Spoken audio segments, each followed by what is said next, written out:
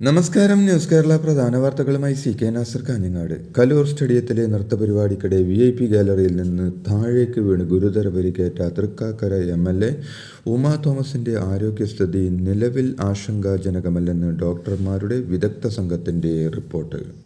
MLAയുടെ ആരോഗ്യസ്ഥിതി വിലയിരുത്തിയ ശേഷം Kottayam medical college superintendent doctor TK ജയകുമാറിന്റെ നേതൃത്വത്തിലുള്ള സംഘമാണ് ഇന്ന് പുലർച്ചെ 1:45 മെഡിക്കൽ റിപ്പോർട്ട് പുറത്തിറക്കിയത്. നിലവിലുള്ള ചികിത്സ തൃപ്തികരമെന്നും സംഘം വിലയിരുത്തി. തുടർ ചികിത്സകളും നിർദ്ദേശിച്ചിട്ടുണ്ട്. നടി ദിവ്യ ഉണ്ണിയുടെ നേതൃത്വത്തിൽ ലോക റെക്കോർഡ് ലക്ഷ്യമിട്ട് 12,000 നർത്തകർ അണിനിരന്ന നൃത്തപരിപാടി കാണാനായി സ്റ്റേഡിയത്തിലെത്തിയ ഉമാ തോമസ് MLA മന്ത്രി സജി ചെറിയാനെ അഭിവാദ്യം ചെയ്ത ശേഷം തൻ്റെ ഇരിപ്പിടത്തിലേക്ക് ഇരിക്കാനായുമ്പോൾ VIP സുരക്ഷയ്ക്കായി ഒരുക്കിയ ബാരിക്കേഡിൽ പിടുത്തം കിട്ടാതെ വീഴുകയായിരുന്നു. ബാരിക്കേഡിൻ്റെ സ്ഥാനത്ത് ക്യൂ മാനേജ് ചെയ്യാൻ ഉപയോഗിക്കുന്ന റിബൺ കെട്ടിവെച്ചായിരുന്നു നിർമ്മാണമെന്നും ആരോപണമുണ്ട്. താഴെ കോൺക്രീറ്റ് സ്ലാബിൽ തലയിടിച്ച് വീണ MLA ഉടൻ ആശുപത്രിയിലേക്ക് മാറ്റുകയായിരുന്നു. തുടർ ചികിത്സയ്ക്കായി ഉമാ തോമസിനെ വെന്റിലേറ്ററിലേക്ക് മാറ്റി. CT സ്കാൻ, MRI സ്കാൻ അടക്കമുള്ള പരിശോധനകൾക്ക് ശേഷമാണ് വെന്റിലേറ്ററിലേക്ക് മാറ്റിയത്. വീഴ്ചയിൽ വാരിയെല്ല് പൊട്ടി ശ്വാസകോശത്തിൽ മുറിവേറ്റെന്നും തലച്ചോറിൽ മുറിവുണ്ടായെന്നും നട്ടെല്ലിന് പരിക്കുണ്ടെന്നും കൊച്ചി റിനൈ മെഡിസിറ്റിയിലെ ഡോക്ടർമാർ നേരത്തെ പറഞ്ഞിരുന്നു. തൃക്കാക്കര MLA ഉമാ തോമസിന്റെ ചികിത്സയുടെ ഭാഗമായി മെഡിക്കൽ ബോർഡ് രൂപീകരിച്ചതായി ആരോഗ്യമന്ത്രി വീണ ജോർജ് പറഞ്ഞു. എല്ലാ ചികിത്സാ നടപടികളും സ്വീകരിക്കുമെന്നും മന്ത്രി വ്യക്തമാക്കി. 24 മണിക്കൂർ മുതൽ 48 മണിക്കൂറിനുള്ളിൽ റിക്കവർ ചെയ്യുമെന്നാണ് ഡോക്ടർ പറഞ്ഞിട്ടുള്ളതെന്നും മന്ത്രി വ്യക്തമാക്കി.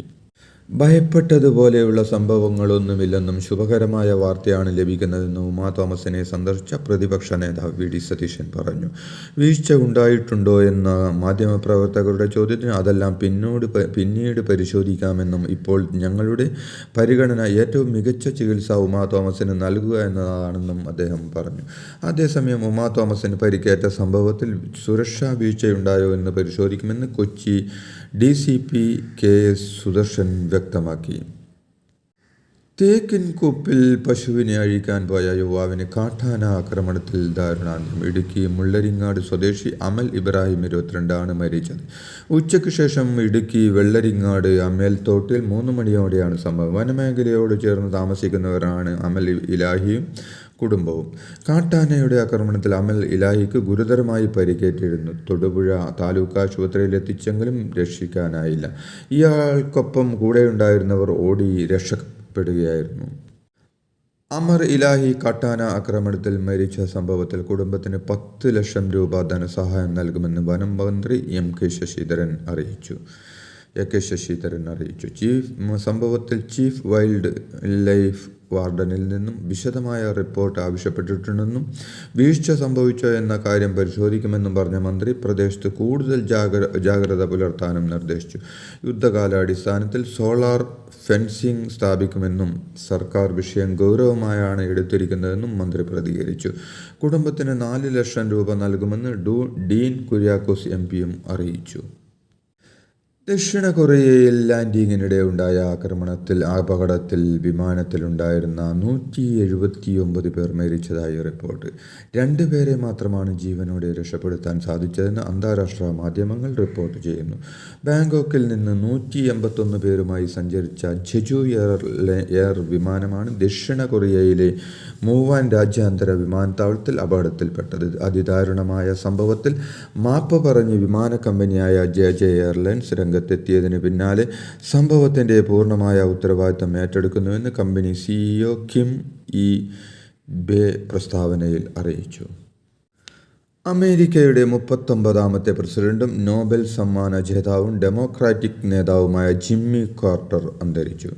തൻ്റെ 100ാമത്തെ വയസ്സിലായിരുന്നു അന്ത്യം. 1977 മുതൽ 81 വരെയായിരുന്നു അദ്ദേഹം അമേരിക്കയുടെ പ്രസിഡന്റായത്. ജീവിത പങ്കാളിയായിരുന്ന റോസ്ലിൻ കഴിഞ്ഞ നവംബറിൽ അന്തരിച്ചു. 5 വർഷത്തെ കാലാവധി പൂർത്തിയാക്കി ഗവർണർ ആരിഫ് മുഹമ്മദ് ഖാൻ കേരളത്തിൽ നിന്ന് മടങ്ങി. ബീഹാർ ഗവർണറായാണ് ആരിഫ് മുഹമ്മദ് ഖാനെ നിയമിച്ചിരിക്കുന്നത്. തലസ്ഥാനത്തുണ്ടായിരുന്ന മുഖ്യമന്ത്രി രാജ്ഭവനിലേക്ക് സൗഹൃദ സന്ദർശനം പോലും നടത്തിയില്ല. മന്ത്രിമാരും പോയില്ല. ചീഫ് സെക്രട്ടറിയും കളക്ടറും രാജ്ഭവനിലെത്തി. മലയാളത്തിൽ യാത്ര പറഞ്ഞാണ് ഗവർണർ മടങ്ങിയത്.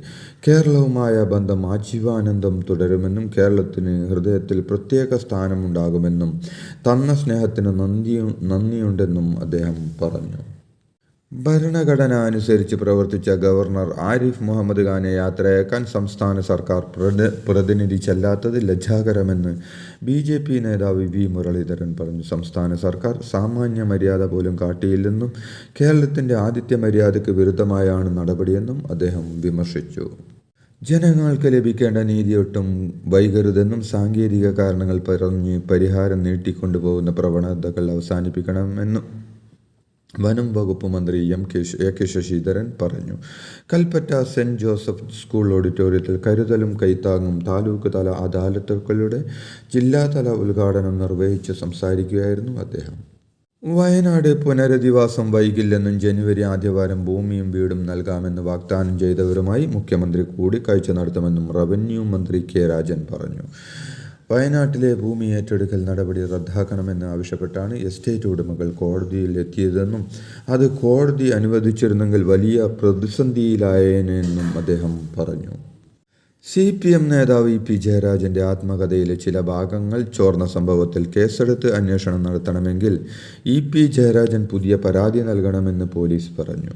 കട്ടൻ ചായയും പരിപ്പോടെയും ഒരു കമ്മ്യൂണിസ്റ്റിൻ്റെ ജീവിതം എന്ന ആത്മകഥ ചോർന്നത് DC ബുക്കിൽ നിന്ന് തന്നെയാണെന്ന പോലീസ് റിപ്പോർട്ട് കഴിഞ്ഞ ദിവസം പുറത്തു വന്നിരുന്നു. നിലവിലെ സാഹചര്യത്തിൽ ഗൂഢാലോചന അന്വേഷിക്കാനാകില്ലെന്നും EP പുതിയ പരാതി നൽകിയാൽ അന്വേഷിക്കുമെന്നുമാണ് കോട്ടയം SP-യുടെ റിപ്പോർട്ട്. CPM-ന് പരമ്പരാഗത വോട്ട് കുറയുന്നത് BJP-യുടെ വോട്ട് വർധനയാണെന്നത് പരിഗണിക്കണമെന്ന് CPM സംസ്ഥാന സെക്രട്ടറി MP ഗോവിന്ദൻ.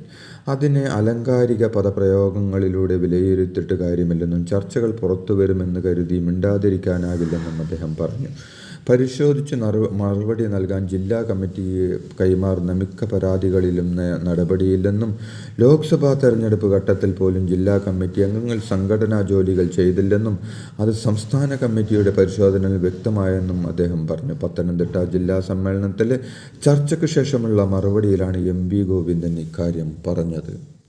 സാമൂഹ്യക്ഷേമ പെൻഷൻ തട്ടിപ്പിൽ വനം വകുപ്പ് ജീവനക്കാരായ 9 ഉദ്യോഗസ്ഥർക്ക് സസ്പെൻഷൻ. ഉദ്യോഗസ്ഥർ അനർഹമായ രീതിയിൽ സാമൂഹ്യക്ഷേമ പെൻഷൻ കൈപ്പറ്റിയതായി റിപ്പോർട്ട് ചെയ്യപ്പെട്ടതിൻ്റെ അടിസ്ഥാനത്തിലാണ് അന്വേഷണ വിധേയമായി സസ്പെൻഷൻ നടപടി സ്വീകരിച്ചത്. ഒരു LD typist, watcher, 7 part time സ്വീപ്പർമാരുമായാണ് സസ്പെൻഡ് ചെയ്തത്. ഇതോടെ ഇന്നത്തെ പ്രധാന വാർത്തകൾ സമാപിച്ചു. നന്ദി, നമസ്കാരം.